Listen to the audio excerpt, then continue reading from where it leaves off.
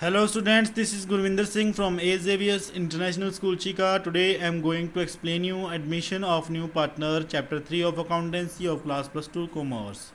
So last video के अंदर हमने आपको बताया था admission of new partner, calculation of new profit sharing ratio, जिसमें वन इलिस्ट्रेशन और सेकंड इलिस्ट्रेशन हमने डिस्कस की थी. सो इस वीडियो के अंदर हम डिस्कस करेंगे नेक्स्ट इलिस्ट्रेशन और नेक्स्ट पार्ट, जिसके अंदर है some time the new partner purchase his share from the old partner in a particular ratio. In such case the new partner profit sharing ratio of the old partner will be calculated after deducting the sacrifice made by a partner from his existing share of profit. So जैसे हमने last जो question थे उसके अंदर किया था, वैसे ही इन questions के अंदर भी एक प्रपोर्शन के अंदर में दे रखा है कि वो किसी रेशो में, पर्टिकुलर रेशो में पुराने पार्टनर से अपना हिस्सा ले रहा है, तो उस केस में हमने न्यू रेशो किस तरीके से कैलकुलेट करनी है. फॉर एग्जांपल के जो नया पार्टनर है वो 1/6 शेयर के लिए 1/6 शेयर के लिए ऐड हो रहा है, ठीक है. और वो जो 1/6 शेयर ले रहा है वो पुराने पार्टनर यानी ए और बी, एग्जाम्पल के लिए मान लेते हैं कि दो पुराने पार्टनर्स हैं, वो उनसे 3:2 रेशो में उस शेयर को लेगा. यानी कि जो 1/6 शेयर लेगा ए और बी से, वो 3:2 रेशो में लेगा. अब यहाँ पे बेटा जो हमने पहले इससे किया है ये भी सेक्रीफाइस, ठीक है. जो ए और बी कर रहे हैं 3:2 रेशो में, ये सेक्रीफाइस इस रेशो में कर रहे हैं, इसको बोलता है रेशो सेक्रीफाइस. और अगर हम इसके साथ मल्टीप्लाई करके निकाल लेंगे तो वो होगा एक्चुअल सेक्रीफाइस. तो यहाँ पे दो तरीके का सेक्रीफाइस हमें दे रखा होगा. ये है रेशो सेक्रीफाइस, और जो हम इसको मल्टीप्लाई करके निकालेंगे वो होगा एक्चुअल सेक्रीफाइस. मल्टीप्लाई करके कैसे निकालेंगे, जैसे 1/6 शेयर है, ए कितना सेक्रीफाइस कर रहा है 3/5 का, इसको मल्टीप्लाई कर देंगे 3/5 के साथ, ठीक है. तो हमारे पास आ जाएगा 3/30. बी कितना सेक्रीफाइस कर रहा है, वही 1/6 का, इसको भी मल्टीप्लाई कर देंगे, बी का कितना है 2/5, ठीक है. सेक्रीफाइस निकाल रहे हैं ये एक्चुअल सेक्रीफाइस, ये आ जाएगा 2/30. तो यहाँ पे ये जो हमारे पास आया है ये है एक्चुअल सेक्रीफाइस, जिसको हम उनके पुराने शेयर में से माइनस करके न्यू शेयर फाइंड कर सकते हैं. लेकिन ये जो है ये है रेशो सेक्रीफाइस. तो रेशो सेक्रीफाइस कभी भी आप माइनस नहीं करोगे, रेशो सेक्रीफाइस से आप एक्चुअल सेक्रीफाइस को सबसे पहले कैलकुलेट कर लोगे. तो यही पुराने क्वेश्चन से डिफरेंट है ये. तो इलिस्ट्रेशन नंबर 3 में आपको क्लियर हो जाएगा कि किस तरीके से हमने इस चीज़ को सॉल्व करना है.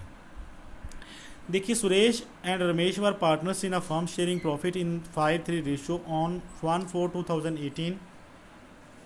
दे admitted Deepak as new partner for 1/4 share. On 31st July 2018, Karan was admitted as a new partner for 1/6 share, which he acquired equally from Suresh, Ramesh and Deepak. सो बड़ा यहाँ पे दो पार्टनर्स हैं 5:3 रेशो के साथ, वो अपना शेयर जो है साझा कर रहे थे.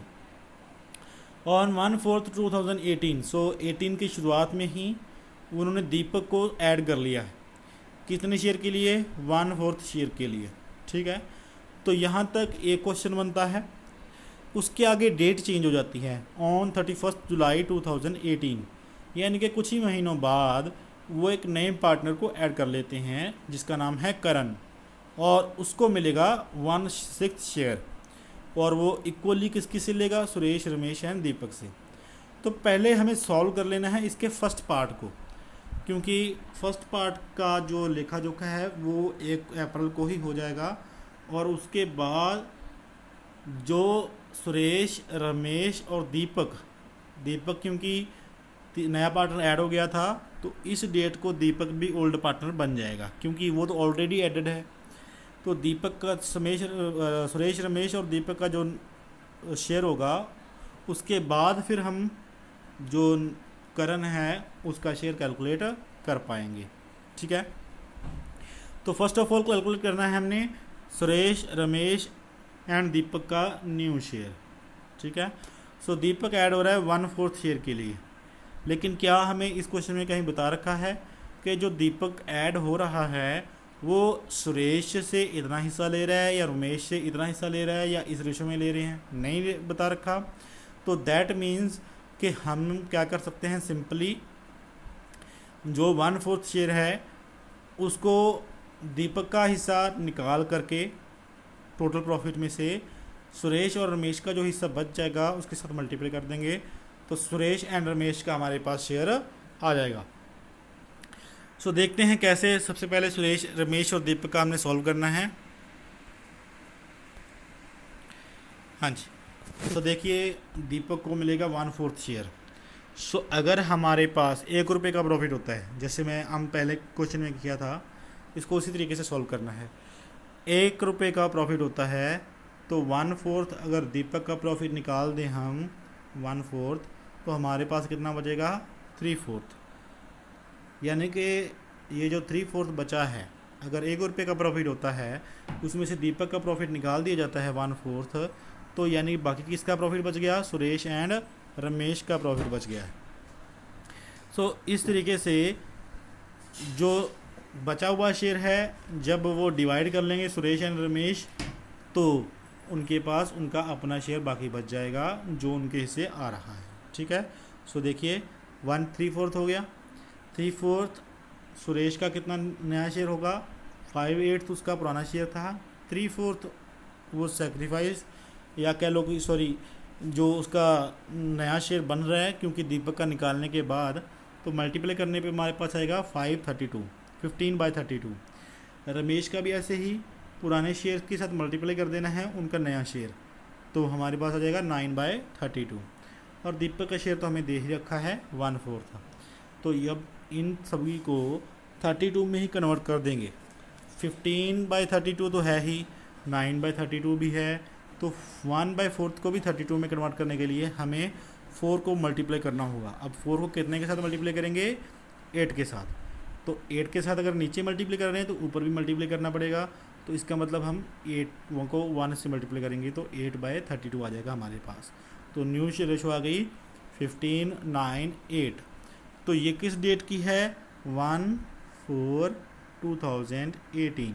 तो इस डेट को उनकी न्यू प्रॉफिट शेयर रेशो हमें दे रखी है। अब हमारे पास कुछ ही महीनों के बाद दीपक को ऐड करने के बाद सुरेश, रमेश और दीपक ने एक और नए पार्टनर को ऐड कर लिया, यानी कि जुलाई के महीने में उन्होंने एक नए पार्टनर को ऐड कर लिया।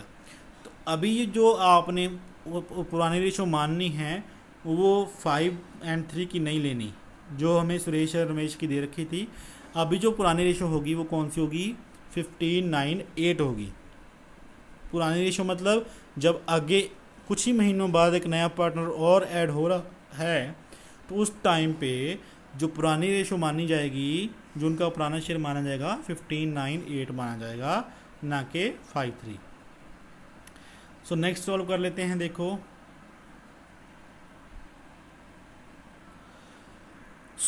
करण एक नया पार्टनर आ रहा है 1 जुलाई को 2008 को। ठीक है।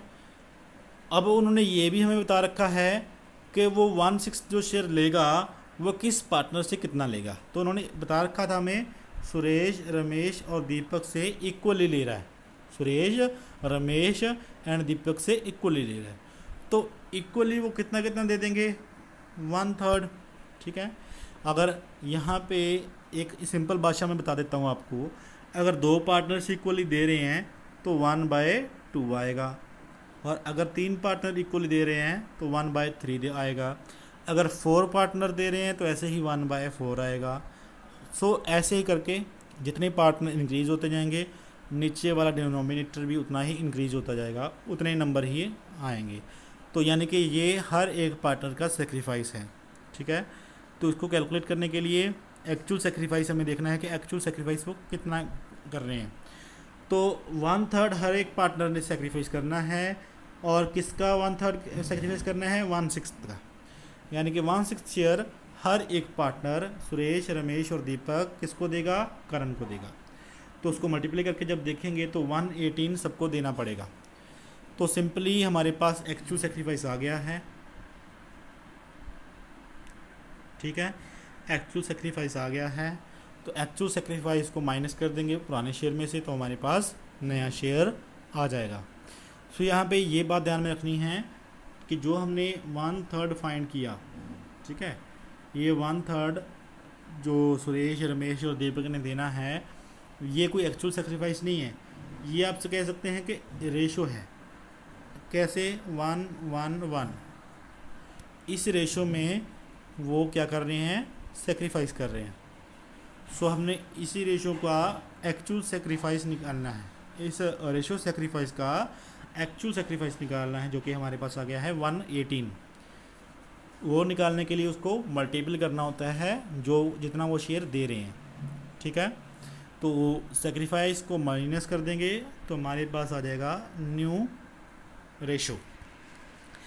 और ये जब न्यू रेशो लिखेंगे तो अगर हमारे पास लास्ट पार्टनर का नहीं मैच हो रहा तो उसको 288 करने के लिए हम 6 से उसको डिवाइड करके देखेंगे कि कितने के साथ मल्टीप्लाई करना पड़ेगा। तो फिर हमारे पास रिजल्ट आ जाएगा कि हमने इसको 48 से मल्टीप्लाई करना है।